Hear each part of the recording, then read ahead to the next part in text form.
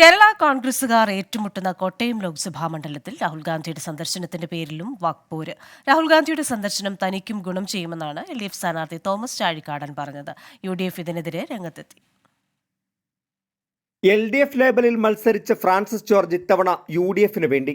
UDF ആയിരുന്ന Thomas Chazhikadan LDFന് വേണ്ടി. ആകെ മൊത്തം കൺഫ്യൂഷനിൽ നിൽക്കുമ്പോഴാണ് രാഹുൽ ഗാന്ധിയുടെ കോട്ടയം സന്ദർശനം.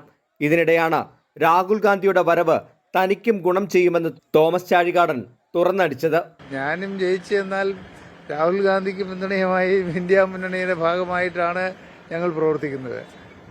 തീർച്ചയായിട്ടും അഖിലേന്ത്യാ തലത്തിൽ BJPക്ക് ബദലായി ഒരു മതേതര സ്വഭാവമുള്ള മുന്നണി അധികാരത്തിൽ വരണമെന്നത് നമ്മുടെ ആവശ്യമാണ്. അതിനുള്ള പിന്തുണ ഞങ്ങൾ കൊടുക്കുന്നതായിരിക്കും. എന്നാൽ രാഹുൽ ഗാന്ധിയുടെ സന്ദർശനം UDFനാകും കരുത്ത് പകരുക എന്ന് ഫ്രാൻസിസ് ജോർജും പറഞ്ഞു.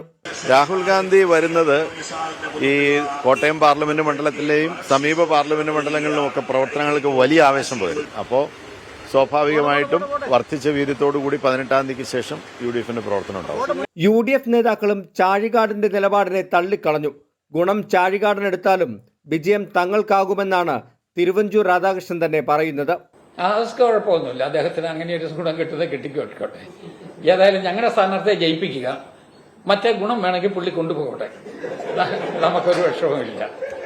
ഇന്ത്യ മുന്നണിയുടെ ഭാഗമായതുകൊണ്ട് തന്നെ രാഹുൽ ഗാന്ധിയെ വിമർശിക്കാൻ ജോസ് കെ മാണി വിഭാഗം തയ്യാറല്ല.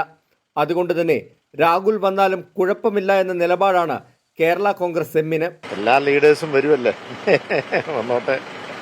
അപ്പം നമ്മുടെ തെരഞ്ഞെടുപ്പിനെ കുറച്ചുകൂടെ ചൂടാകട്ടെ. കഴിഞ്ഞ തവണ രാഹുൽ ഗാന്ധി കോട്ടയത്തെത്തിയത് തോമസ് ചാഴികാടന് ഗുണം ചെയ്തിരുന്നു.